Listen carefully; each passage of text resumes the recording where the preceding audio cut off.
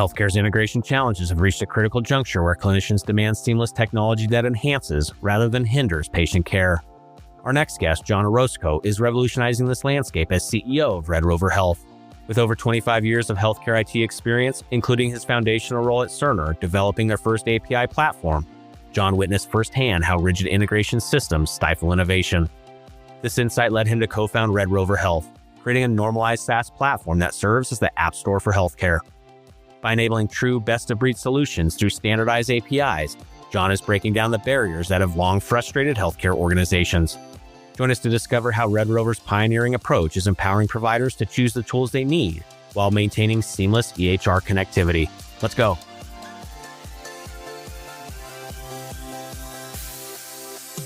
Welcome to Passionate Pioneers with Mike Biselli, where we highlight and speak with the innovators, the game changers, and the pioneers who are deeply passionate and relentless in solving the problems our world is facing today. This is your opportunity to connect with and learn from these leaders and to support them on their mission. Perhaps they will soon be hearing your story as well. This is Passionate Pioneers with Mike Biselli. I look forward to having you on this journey with us.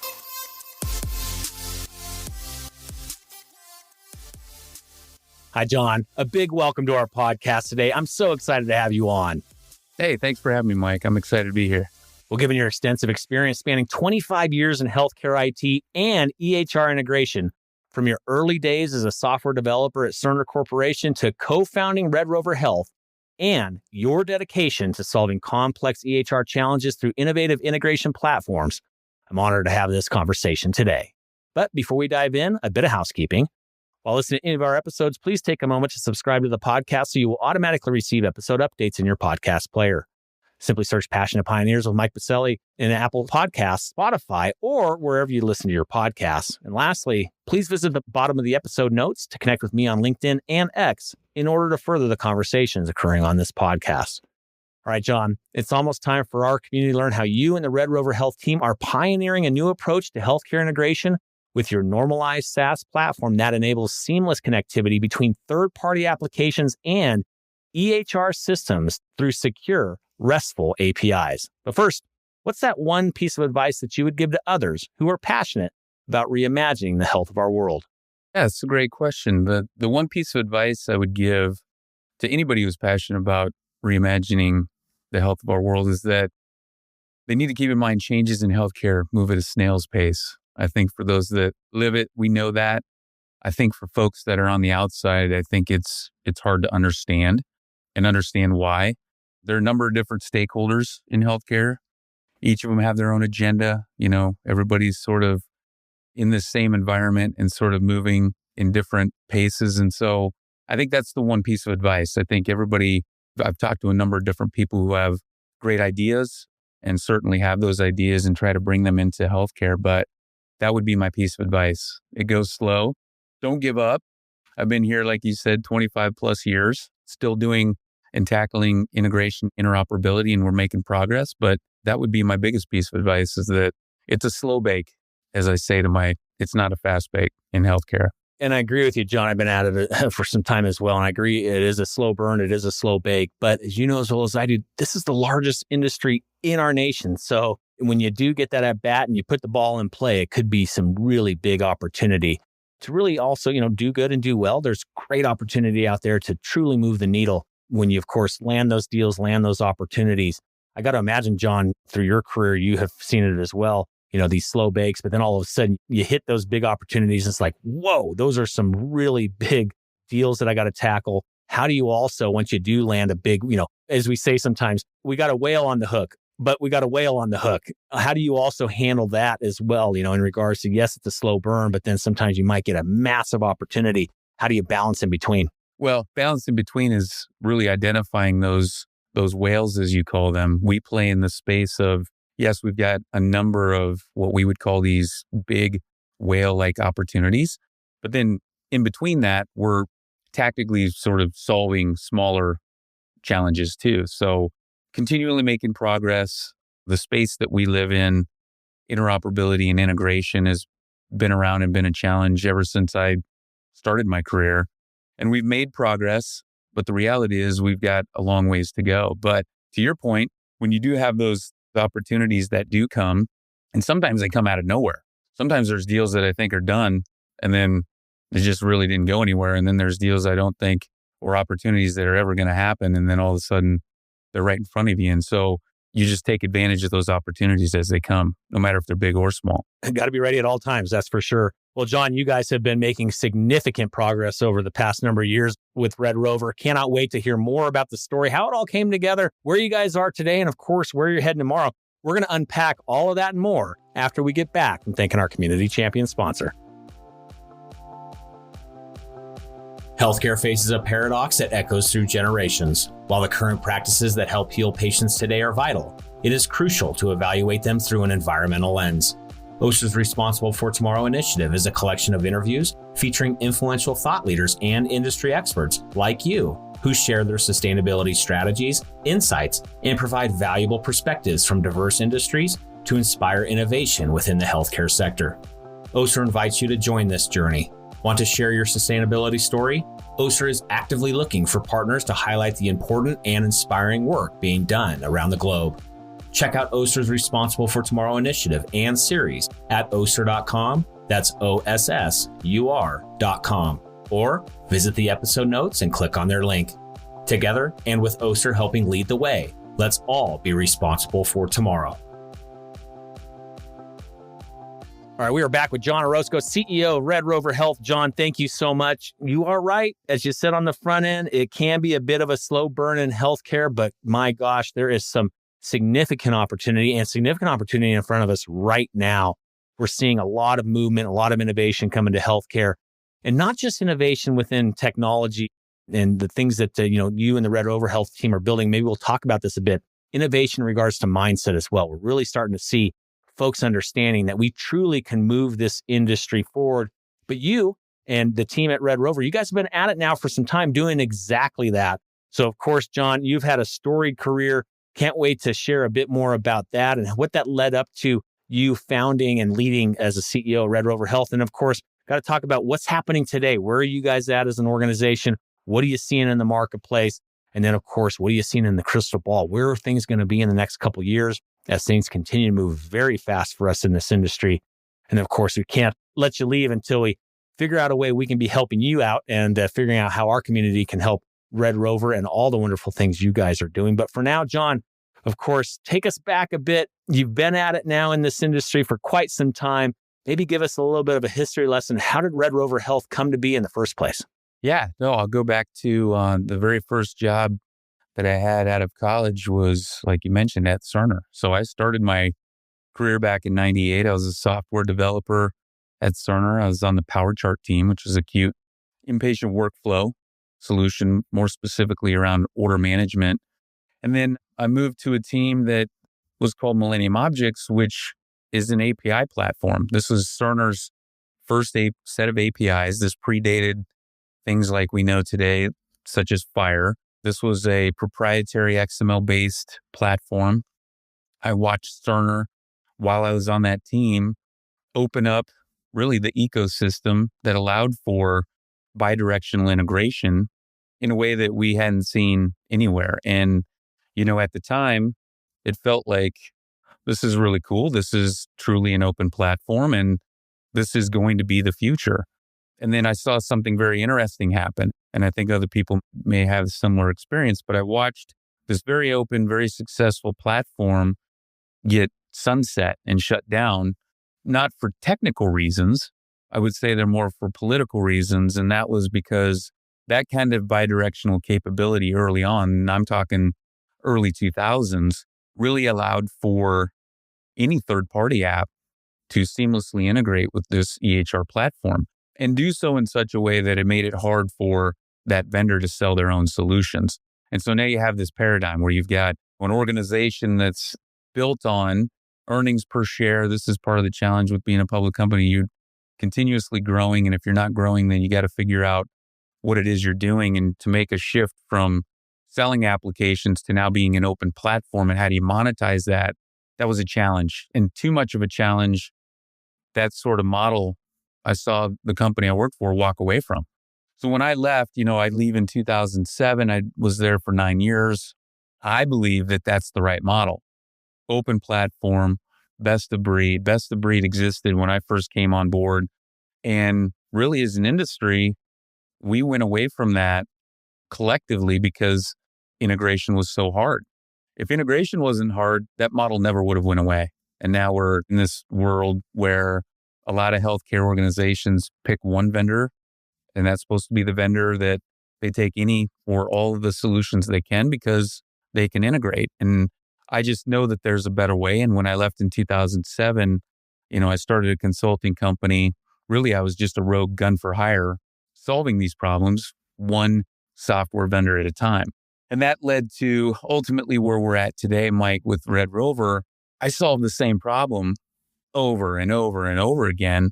And I'd already been on a team where I saw an API platform that didn't cater and have custom APIs for every integration, but was a standard CAN set of endpoints that any third party could consume depending on their workflow and seamlessly integrate. So to me, the model had already been proven. And now the industry that I'm in, what I'm passionate about is making sure that any clinician at any healthcare organization, they should have access to whatever workflow solution is best for them. And that thing should seamlessly integrate. I'm not talking about replacing these EHR systems. We're talking about seamlessly integrating in a way that even to the end user, they don't even care. And they don't know that it's not created by that one vendor. They just want to get through their day. And so that's sort of the evolution of how we got to where we're at Red Rover. Heck of a journey, John. It has been an extensive one for you. And, like you said, you kind of saw the aha moments where you were doing this over and over and over again.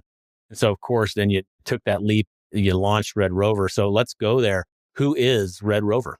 So Red Rover is a integration as a service software company or SaaS-based software company. We're effectively middleware that lives in the cloud.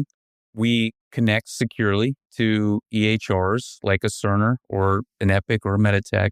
And we provide for third parties a mechanism for bidirectional integration. App Store, our vision is we're the App Store for healthcare. As I mentioned before, the best of breed model, that's the right model. We only went away from that because integration was so tough. If we can solve that integration and interoperability challenge, that model should come back. And Red Rover is the catalyst for that. Well, I may be asking a provocative question around that, John, but I'm going to go there because you teed me up on it. You mentioned this notion of an app store and that you positioned your organization, Red Rover, as enabling this app store model for healthcare. What resistance have you and the team encountered from major EHR vendors who might view this as a threatening type of mechanism to their ecosystem? And how have you navigated those relationships? Yeah, it's been a challenge because the vendors, we all know who these vendors are. I think it's a challenge because, one, they're not really sure how to deal with a group like us. What do we do and what do we mean to their business and operations? Each of these companies, each of the EHR vendors, they have their own model. They have their own applications, right? They have not only core EHR, inpatient or ambulatory workflows, they have departmental solutions around them. They have patient portals. They have all these ancillary sort of workflow solutions. And so us as an enabler of any technology can challenge that. And so we've had varying degrees of support, certainly more supportive if we're in a space and helping vendors where they don't compete. And then we're helping vendors where they do compete. It becomes a slightly different story. But our focus is really, let's do the right things. Let's do the things that make sense. The healthcare organizations and those clinicians that work there, that's really who we're here to help. It's those providers should have access to the best possible solution, regardless of who it is. And it should be able to seamlessly integrate with their core health system record. And John, thank you for that, because also, the notion there is that really, if you think about it in this ecosystem mindset that we're all in this together, obviously you're not there to replace an EHR, nor would you ever try to or attempt to, right? That's just a big piece of an investment that the health system has already made. But might a Red Rover be additive to that journey? And to your point, being able to allow those clinicians to get through their day, make it a bit more seamless, and allow them to do what they do best and what they're passionate about, delivering care to those patients. What has the feedback been like from some of those customers that you are engaging with, John, whether it be from the executive level to down on the street level, if you will, with those clinicians? What's some of that feedback been like? I think it's been overwhelmingly positive and just thankful. It's sort of fascinating when you can be in a business and you're doing business and making money, and then having those folks also thank you. Like, you've solved a problem that traditionally has been a problem for us. You think about some of the big issues that exist in healthcare today, provider burnout, whether that's doctors, nurses, whatever. Now, these are people that went to school to help patients, and they did it for the right reasons. They're here to help use their expertise to really help these patients get better, be healthier. They didn't go to school to be EMR documentation administrators or documentation specialists. That's just a byproduct of what they have to do as part of their job in terms of helping patients. So what we want to do is make it easier for them, or we want to be able to help solutions integrate, and those solutions that can really take on a lot of that burden, maybe automate certain things that are automatable, and let these clinical folks focus on what they went to school for. And it's really helping patients. And so a lot of the feedback that we get is just, oh my gosh, this is so great. Thank you so much. We've had this problem for so long, and our vendor now couldn't have helped us, or it wasn't a priority, and we can step in and do that with them. That goes a long ways for us.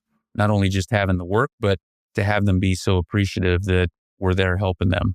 A few moments ago, I mentioned that many of these healthcare organizations, I'm saying this rhetorically because you obviously in the audience knows this, that they've made these significant investments in their EHR systems. They're not going anywhere anytime soon, and that's totally fine.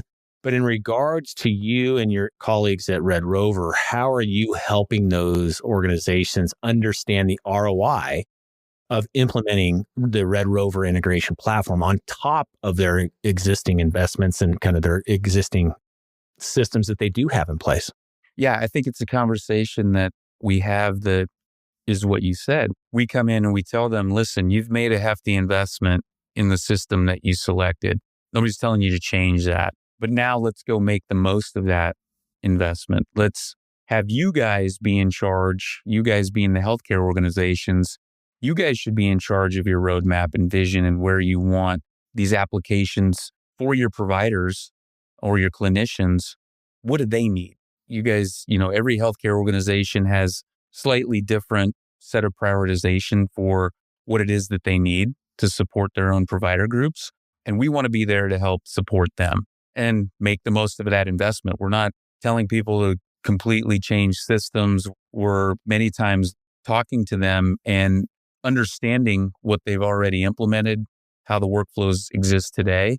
And I would say that's another thing that's sort of fascinating with the work that we're in, Mike, is we not only have this Red Rover middleware as a service technology software platform, but a lot of the work that we do with folks is very consultative. It's really helping third parties also understand the workflows that they're about to integrate with. Early on, a little bit shocking to me. I just assumed everybody was an expert because they're selling applications in these spaces and they're selling to providers.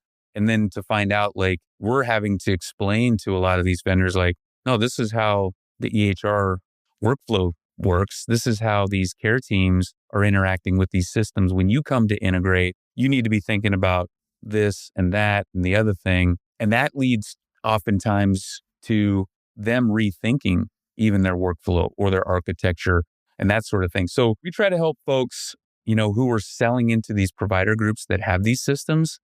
We're very thoughtful in saying, if you're going to come in and try and change their workflow completely, that's going to be an uphill battle. And you probably should only do that if you really have to. But if you can integrate in such a way and you can sort of be a part of this ecosystem without them having to change or configure a bunch of stuff, or even have to retrain a lot of their users, ideally, you're much more likely to succeed than if you're just coming in from the side and like trying to blow up all these existing workflows. That's how we think about it.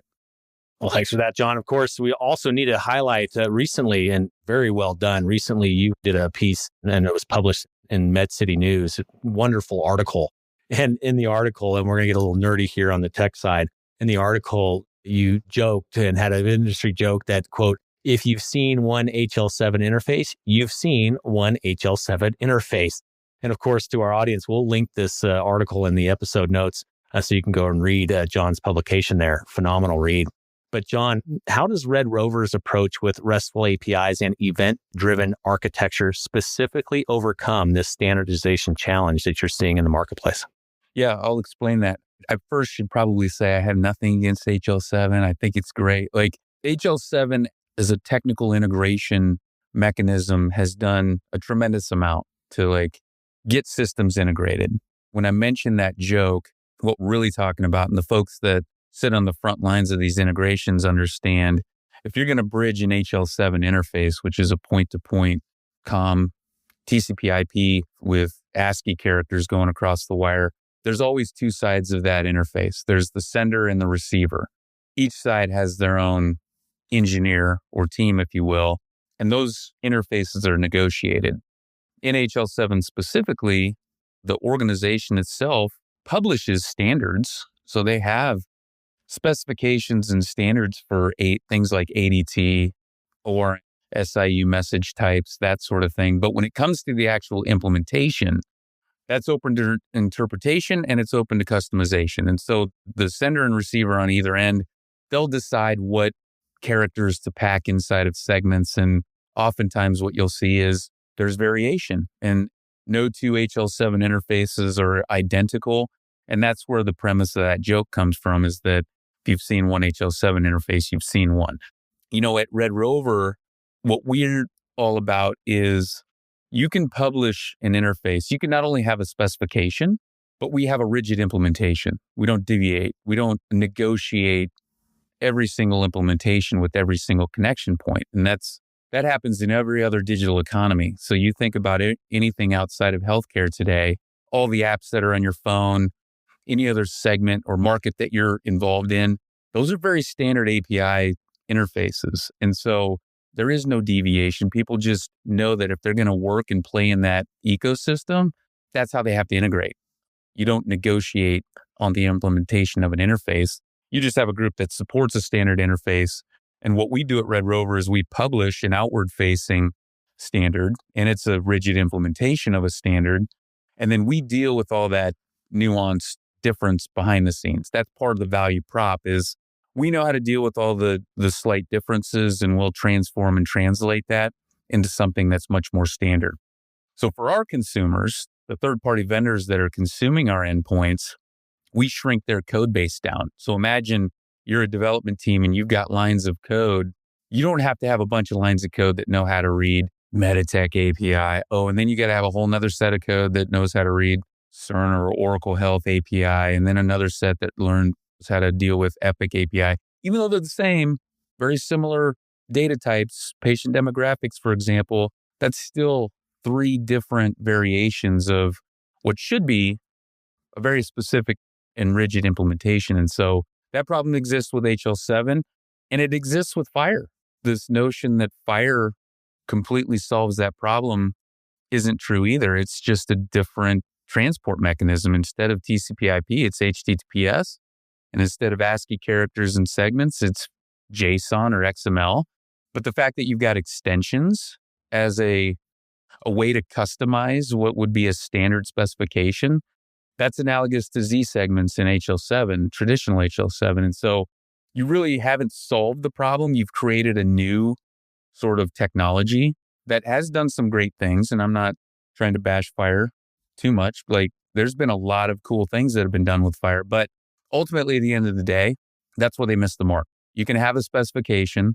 I translate specifications into suggestions because that's really what they are. When everybody implements a specification differently, you've completely defeated the purpose of having an interface that is truly a standard interface. And that's where Red Rover comes in. We don't change our rigid implementation of any interface. Well, John, thanks for unpacking that. And of course, again, for our audience, we'll link that MedCity News article in the episode notes so you can click on through and read more from John's post over at MedCity News. John, we're going to grab the crystal ball off the shelf, look a little future state here. And, looking ahead, what do you and the team see as the next frontier in healthcare interoperability? And of course, how is Red Rover preparing to address those future challenges? Well, I think the biggest thing right now, artificial intelligence and machine learning. And so I think back to years ago when blockchain came out as like this buzzword and everybody's all excited about it. And there were certainly very interesting aspects about blockchain, and there still are. And I think they have a function, but the way it was presented and talked about back then really didn't fit with real-time transactional use cases for what healthcare needed. I got the security notion around it. It's super, super secure.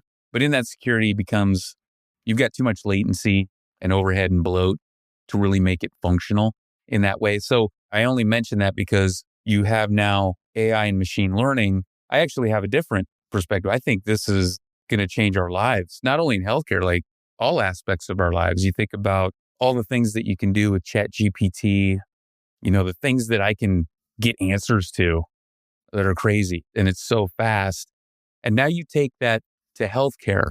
Red Rover, we've been so focused on data acquisition only. So it's literally some consumer asks a question. I want Mike's list of allergies. That's a question. A REST service can answer that question with very discrete a list of allergies, and nomenclature around it so we can give you an answer to a question. That's what a REST service does. If you now start to think about using data, like AI is only as good as the data that powers it. So it's got to have access to a comprehensive data set, and one that as it gets bigger, it gets smarter because it's learning from all these different data sources. How do we at Red Rover not only provide discrete data, like the very specific question, but how might we even offer some AI or agentic AI type summarization of the data that you asked for? So it's almost like, you asked for a very specific answer to a question. We'll give that to you like we've always done, but we might also even offer some enhanced, I don't know if it's clinical decision support. That's sort of now is the new term for AI. But I think you understand what I'm talking about, which is how do we use the power of the data that we have access to because of the nature of the business that we're in? How might we help enable either AI and machine learning technologies or offer that up as a commodity service that other consumers can use that they don't really have to build their own AI or machine learning? And so those are things that we're early on the forefront. I wish I could tell you we've got it all solved, but I think we're getting there. We're getting there as an organization. We're going to get there together as an industry. Fully agree. It is moving. It's moving fast. And you can definitely see just kind of even almost month over month now, the advancements that we're seeing in healthcare. For me, it's quite exciting. So we'll put the crystal ball back on the shelf for now, John. We'll bring it back to current state. Of course, we have an amazing community rallied around this podcast. Love to help our guests out. What's one problem, need, or question that you and the team have that our community can be helping you with? Here's one thing I would love for the industry to think about. And I'm going to mention this story. It's not intended to make people feel bad or insult folks, but we've met a number of different folks from inside of healthcare. They've lived inside of healthcare. We've had people that come from outside of healthcare. One group in particular was co-founded by a group out of Silicon Valley. They were very, very successful outside of healthcare, came into healthcare to solve a very specific problem. Since they were new to healthcare, so they don't really understand that this isn't just a technology problem, right? They didn't understand and realize there's a political problem to this. And when I say political, I'm talking about people and policy. And since people write policy, it's really people at the end of the day. And so this person's assessment after taking a stab at this startup and this company and this venture for about 2 years mentioned to me, this is my summary. The executive leadership within healthcare organizations, CIOs, whatever label you want to put on them, when he heard that title, to him, because he was outside of healthcare, he viewed those as pure technologists and innovators. And he said, that is not the case in healthcare. These are top-level executives that are EMR administrators. They administer systems that were approved to be purchased. And I'm not trying to say that to diminish anybody and that sort of thing in the industry. But when he said that, it really hit home. And I was like, gosh, you've really succinctly summarized the biggest challenge in our industry just in a few words. And this is coming from somebody who's lived outside. And so the point of him mentioning that to me was, and that's where he was mostly surprised, is that the healthcare organizations could, if they wanted to, they could push the envelope. They could actually direct their vendors as opposed to the vendors directing the health systems. And what I mean by that is, in this industry, more so than any other industry I've ever seen in my life, software vendors, it feels like they're in control of the people that they sell their software to. And so my ask, or at least something to consider, is consider that story. Consider the fact that we've got great people all over this industry, and I know a ton of them. And I mentioned this story. I've got a bunch of CIO friends. Like, I'm not saying that that's a bad thing. I think that's just the nature of how this industry is set up. And I even explained to the guy that told me that story, I said, hey, one thing you have to remember is, unlike any other industry that you've been in, IT departments are pure cost centers for healthcare organizations. They're not designed and set up to be revenue. Like, if they generate revenue, that's great. But by and large, they're purely supported by operations and RVUs of the kind of surgeries they do or patient visits they have. Like, healthcare is a different business where IT supports that business. And so while his assessment was correct, it's also best to understand there's not that much that you can do in an IT group. You can't just go around and say, hey, guess what we're going to implement? Because that has to get approved. That's a cost center. But to answer your question, for the listeners, I think moving forward, what might the healthcare organizations do? I'm not putting everything on the IT system. This is a question for the CEOs at the highest level. Like, you guys run your own show. You procure and implement software. You dictate what you want to do with that software. You don't let vendors dictate to you what you can and can't do, and how you run your business and how you treat patients. I think if we can get to a better place there, I think we could be more innovative. That would be my ask for your listeners, is just consider that and what you might be able to do there that's different than what we're doing today. Well, John, how do they have that conversation with you? Because it is an important one. It's a timely one. It's one that is needed for sure. How does our community get a hold of you? Social media handles, contact points, websites, or otherwise? How do they find you online, John? You want to hit me on X, Orozco JC is my handle. LinkedIn, JC Orozco. I wasn't intentional about flipping those, by the way. Just that's how it worked out. redrover.health is the website, and john.orozco@redrover.health. You can hit me up. I'm happy to chat with anybody. Easy enough. And for our listening community, just simply scroll on down into the episode notes from the podcast player that you are listening and tuning in on this episode, or you could head over to our free global online community at passionatepioneers.com. There will be a post for this episode where you can also leave comments, feedback, suggestions, or otherwise for John and the team, and find all those contact points online, again, over at passionatepioneers.com. Well, John, this has been a long time coming. I've been waiting for this chat with you for some time. I'm glad we're able to get it on the books and get it recorded. But of course, before we let you out of here, we do have one more quick piece for you. It's a fill in the blank. I'm a passionate pioneer because...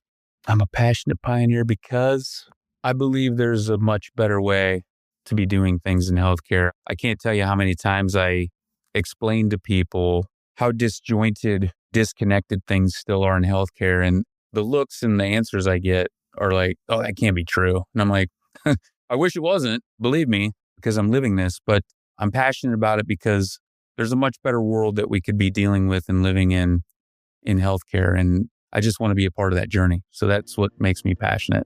And I appreciate you having me, Mike. This has been really awesome.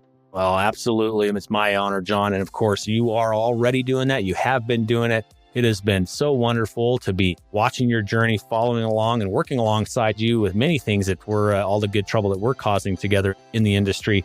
But of course, John, I appreciate you taking the time. I know how busy things can get, but I appreciate you taking the time to spend time with our community here on the podcast. And of course, wishing you all the best. But for now, thanks again for being with us today. Yeah, thank you, Mike. Appreciate it.